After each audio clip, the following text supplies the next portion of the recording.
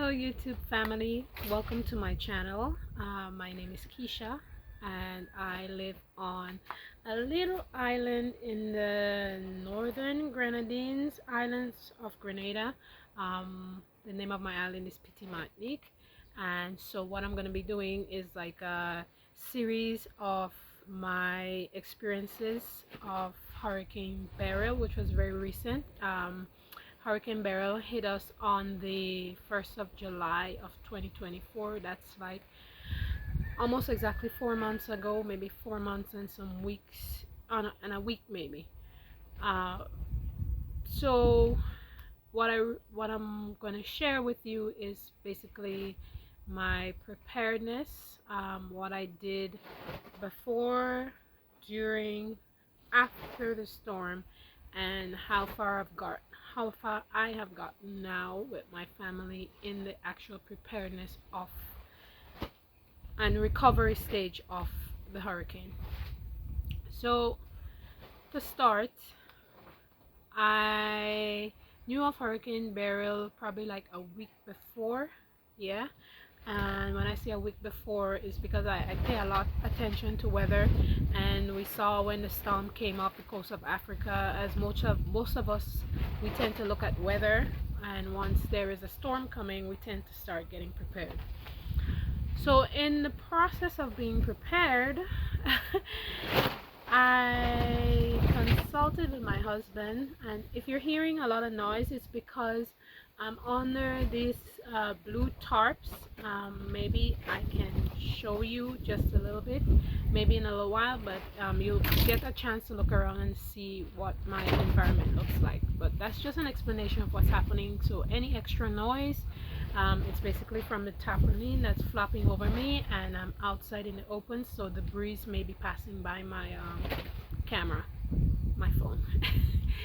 So I was 1 week before we found out that this storm invests whatever is off the coast of Africa. It's heading down to the Caribbean. It's tracking really low. It's like in the 10, and it's moving across steadily. And with that, that is basically an indication that we are definitely on track to be hit by this hurricane. And mind you, we have not been hit by a hurricane in the past 20 years or so. Usually the hurricanes, they take a different track, so they would maybe come across in the 10 line, and then at some way in the halfway point in the Atlantic they start making that upper turn and spinning, what we call the Coriolis effect. So the storms basically move across the equator, and then once they get to a certain point in the Caribbean they start moving upward, and they turn at the American coast and go up all the way to Canada and back to England and so on. That's just how weather works around here. So but with the storm, we were told that definitely it's gonna track come all the way across. Now Hurricane Beryl actually was a category 4 or 5 before it even got to us. A lot of people were saying, we're probably not gonna get hit. It's unlikely. The same old story as Hurricane Ivan, we're not gonna get hit. Oh, Grenada is blessed, the Grenadines is blessed, and the storm is gonna go higher up. I mean, same bullshit. Excuse my language. But I knew what I experienced with Hurricane Ivan in 2004, so I took more of a different approach. I said to my now husband, I said, we have a house, we have 2 children, we have a boat, and when I say we have 2 children, I have an 11-year-old with him, and I have a 1-year-old who was at the time almost 10 months. So when you start preparing for a storm, you start thinking, what is gonna happen with you and your family if the storm really passes by? So I said to him, look, I'm not gonna wait. And we were in sort of like denial, maybe, but I was like, it's better to be safe than to be sorry. So couple days before, because I work with the Ministry of Carriacou and Petite Martinique Affairs. I am actually clerical assistant, but I work in the tourism center. So, and I'm a trained tour guide as well. So I had a lot of things on my mind of what I should be doing, what is gonna happen, how is my home gonna be affected, how is my job gonna be affected. And I said, you know what, let's start preparing early, because I don't want to be wait until like the last minute and then have to be rushing to do stuff. So with that, he agreed, because he experienced Hurricane Ivan as well in Grenada, and we decided, okay, so we're gonna work with this plan. We're gonna secure the house, do as much packing away as we can, and we're gonna haul our little boat up. It's a 17-foot boat with a 40 horsepower engine. It's a fishing vessel, but we also do taxi and tours with it. But it's basically part of our livelihoods, so we decided we have to secure that and make sure that at least when the weather is past, we have it to use. So on the Friday, I went to work looking at weather. I follow this channel called Mr. Weatherman, and his name is Brian Shields, and he's usually one of the main weather channels that I look at on YouTube. He provides accurate weather analysis, and I'm not saying he's never wrong, but he has the most accurate data, combination of data that you can ever ask for, including winds, rain, sea temperatures, everything that you would want to know when a storm is coming. If you hear the chickens crowing behind me, look, I live in a rural neighborhood and chickens are food. So don't mind the chickens, ignore it. So back to what I was saying. So I was looking at his channel, and I noticed that all the predictions, all the models were basically saying that this storm is gonna pass, like definitely like right over us. And that's not an easy thing to like soak in, knowing that you will be hit by a category 4 or 5 hurricane, which is basically what we experienced with Hurricane Ivan. And I said, you know what, I'm gonna start packing away all my stuff. So I started to take stuff down in my work environment, and you know, people were walking around and they were like, yeah, what are you doing? That's a waste of time.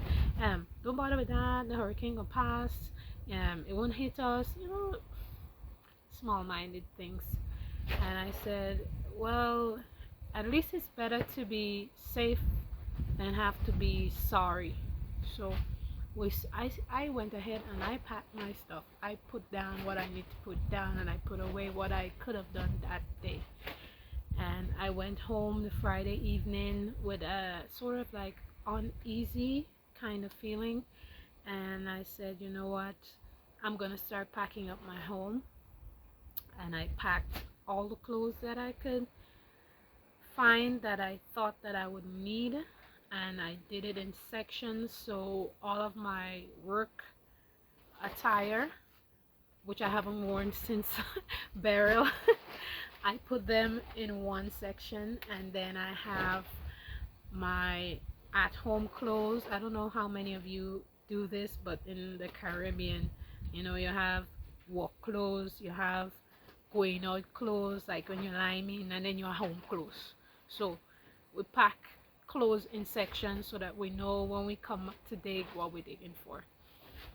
And although I packed it, I didn't have like a idea of where I was gonna put it, because I'm now thinking if my roof went, obviously it will still be wet, but they're in garbage bags. But I know how garbage bags work, you know, it can seep in from the top of the bag and get down into it.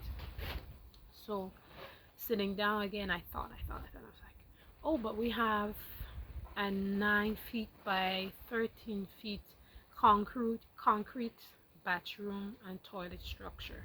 that's connected to our house that was built maybe about 3 4 years ago, I think. You know, it's an addition to a house that was already there. And I said, that's probably the best place to store everything. So we started packing and putting stuff in there gradually, because of course, I mean, we still have to use the bathroom and the toilet and everything, but in times like this, you can't wait until the last minute to pack. So we started packing stuff and getting stuff in an area so that just in case the hurricane did come, um, they wouldn't be so damaged, especially, you know, the electronics and clothes. These are things that you're going to need the most, and food. So we went ahead all weekend, and then the Sunday evening we realized that, you know, there is no door connecting the main house to the bathroom. And we realized this. I mean, we know it wasn't there. Obviously we know it wasn't there, but we only realized the threat like the evening before the hurricane. And my husband was like, oh, but if the roof goes and everything opens up, then everything would fly in where we are and it would get wet. So then we had to take a door out from one of the other rooms and put it in front of that bathroom and toilet, which was connected to like a dressing room. That's where all our clothes and other tools and stuff are stored. So we had to remove a door from one area and put it into another area. And with that, we worked all the way until like 2 in the morning, working on cutting this door down because the door was bigger than the other door section. And after we were done that, then, you know, we tried to get some sleep, which is not much, from 2 a.m. until like, well, I slept until like 7 in the morning. My husband was up at around 5, well, 4:35. I mean, I can hear him getting up and moving around, having his coffee, and still trying to gather stuff up. But anyway, I was so tired because the entire weekend I spent kind of packing away, and then I have a baby, and I have to, you know, kind of split my time and everything. So not dragging this out too much, I'm just kind of trying to explain the dynamics of what was really happening. And so I got up around 7 a.m. and I don't want to say it was sunny because it wasn't really sunny outside. It was like normal like parched clouds. The sun is peeking through here, and I thought, okay, well, it's not here yet. Obviously, we know that the weather prediction says it will be here by 10 and it will be gone by 3. So I decided that I'm gonna eat breakfast and I'm gonna get even more of my stuff ready. By the time it was 8:30, 9 o'clock, the electricity went. And when the electricity went, I said, you know what? And I'm speaking to my husband now. I said, take down the television because we have like a 72-inch flat screen TV. I said, take it down and let's put it away in the bathroom. All the speakers, everything that we were using in the kitchen, so the blenders, these things. I mean, we didn't put them away at first because obviously you're using these things. But once the electricity went that morning, and around that time the wind had already started to gust and roll, and where we live like close to the ocean. And when I say close to the ocean, like maybe 200 feet from the ocean. So I'm gonna take a minute and I'm just gonna show you how close I live to the sea. I'm just gonna turn my camera around a little bit to my left so that you can have a view of where we live.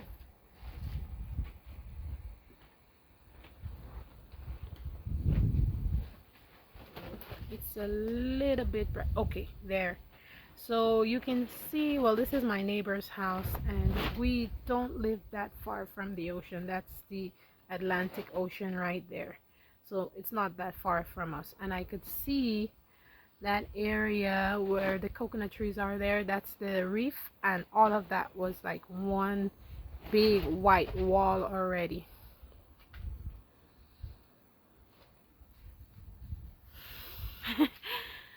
So when we took all the stuff down and we saw what was happening, I said, you know, let's get ready. And we basically took all of our mattresses, all of the nets that we sleep, because I'm a mosquito, like I'm afraid of mosquitoes, dengue, chikungunya, all the diseases. I take no chances, so we sleep under the nets. We took down all the nets, we took down everything that we could have and remembered, and we brought it into our, what I call the cube, the hurricane cube. So being in there, my husband was in and out, back and forth, looking through the house. The wind was gusting, we could hear things blowing, but it was not as bad. By the time it was 10, we could tell that, okay, the storm is definitely here. So we locked that door, and we were not going back and forth in our house, and the house to the bathroom. We were not doing like back and forth anymore. It didn't make sense. And at some point, maybe in the next half an hour, we got like the first big gust of wind, and how we had, well, I missed that. I didn't explain that, you know, we had in the process boarded up our windows. So we did like those how do you call them, those half-inch construction ply, and cut them in half, and we covered all of our windows with them, leaving just a little area so that you can sort of peek under it and see what's going on outside. And so at that point, we closed the door, and we weren't actually looking out and coming back in anymore. We could just peep from the windows in the bathroom, those little small 2x2 windows that you have that are pretty high up so that people can see when you're having a shower. Yeah, we were looking through that, and I do get a little emotional when I think about it, because it was not a pretty sight, but I had to be strong for my children. So I keep telling him, you know, look, I see people's roof on the ground.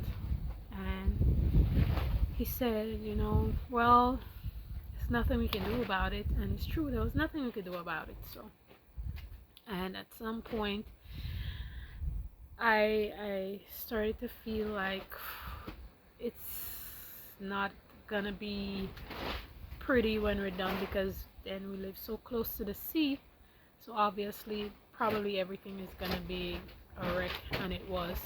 So during that, like the halfway point in the storm, I came outside, and that same house that you saw when I turned the camera around so that we could see how close the ocean was, there was only my neighbor in there, and he had a concrete area like how we had with the bathroom and toilet. So he was in there, and he was the only person I saw outside during the eye of the storm.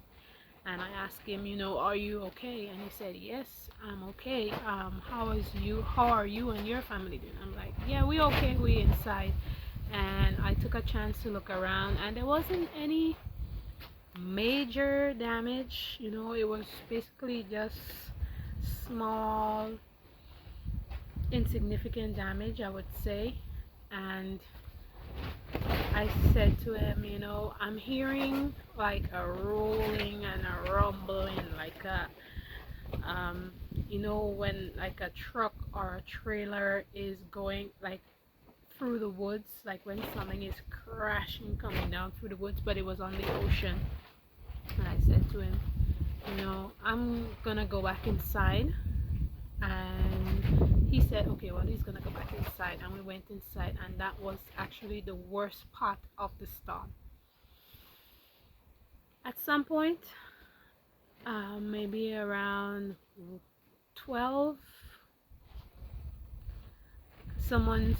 my closest neighbor's roof that was angled the opposite way from that house that I showed, it fell on my roof, and it sort of squashed the roof, so it's like this, but then it ended up like this. And my husband pushed the door, and we could see stuff, kind of the flat ceiling and everything was down, and with the wind coming in now, it took everything and it just brought it over and put it at the back of our house. And that went on for a pretty long time. Luckily, my youngest, who was 10 months at the time, she fell asleep at around the second half of the storm. My second, 11-year-old, he basically, he was scared, but I mean, he was there with me. Cried at some point. I cried at some point because I felt like it wasn't going to be over. Yeah, and we went through a lot of battering and beating, and during the second half, that's when a lot of the rain started gushing through the windows, so there was just so much dirt and water coming, even though the windows were battened down and everything. Now, when I went outside after the storm, what I saw was basically a garbage heap of all the roofs and all the everything, trees and everything around us was basically flat on the ground. Even this tree behind me, it's like just growing back. All the branches had broken off. All these glycerida, that's a proper name for it. They're like animal feed, but they grow really fast, and they can take the sea temperatures around here, the salt wind. So we plant them, and every single leaf of these trees were gone. There was no grass on the ground because we had just gone from extreme dry season into a category 4/5 hurricane. So everything was basically, and I forgot to mention, I do grow chickens, so my chicken coop was more than 200 feet away from my house. But my chickens were safe because I forgot to mention again, when the storm started down, I remember that my chickens were outside. I have like 12 chickens. So I took my chickens and I put them into my concrete bathroom area, another bathroom that was originally outside of the first house. Maybe I'll post a picture, maybe I can. Yeah, so I put them in there, and my dog was in there as well. So after the storm, when I came outside and I looked, I didn't see the cage, but I knew my chickens were fine. I had feed for them, I had everything pretty okay. So I had to drag my chicken coop all the way back and set it up and put my chickens in there, and then we started cleaning up.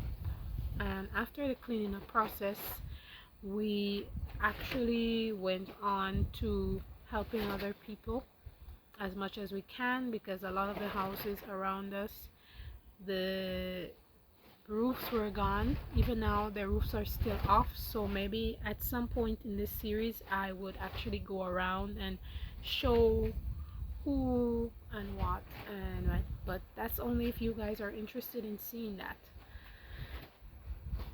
And then the real hard part came when it was almost nighttime, and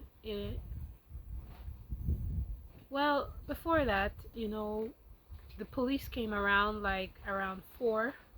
Well, I mean, it was still pretty dark, cloudy, but they came and they just checked to make sure that everyone was there. My supervisor, he was with them. He came, he asked me if I was okay, if my family was okay, and immediately I asked him, how far did you go? And he said, well, I left my home and I went down and I came up here, and then we're gonna go down the road to the other side of the island, and I'll probably post a picture to show how big my island is. So after I saw him and they left, I went to look at my project that we did with the women's group, and it was totally gone. House, roof, everything was down. All the black tanks that we have as water storage, they were damaged, and like some were like, so this is a tank and wood basically straight through it out the other side, so all the water that was in them up to that level was leaking out. We lost solar panels. Most of the pipes were on the ground because we took precaution, and yeah, so everything was in like this big junkyard heap mess, and we couldn't clean anything up because it was raining so much after the storm. It rained for almost a whole week. So I don't want to make this video too long, but this is just the tip of the iceberg of where we were. So I got to the preparedness stage from at least 1 week before. Then I spoke about the hurricane itself, and thirdly, the beginning of the aftermath. So I will end this video here, and on my next video we will talk about what happened after the first day. So thank you guys for all those who stayed to hear me blabber. It's a lot of stuff that we need to unpack, and I would like to ask if you guys want to help. We do have organizations that can help. There have been some issues. I'm not going to go through all of that, but there are non-governmental organizations that you can work directly through. The women's group is part of it. So we, the women, we do farming, agriculture. We do assist in fisheries initiatives. I'm also part of the Fishermen Cooperative. They focus solely on fishing, so if you want to help the fishermen, you can do that. If you want to help with housing, the women's group is here. You can always get to know us. You can send whatever you want to send, and we will make sure that we at least let you know that your contribution was directly given to someone, or at least help. So that's it for now. My name is Keisha, and this is part 1 of unpacking Hurricane Beryl, surviving a hurricane, and we'll see you again tomorrow. Have a great day, everybody.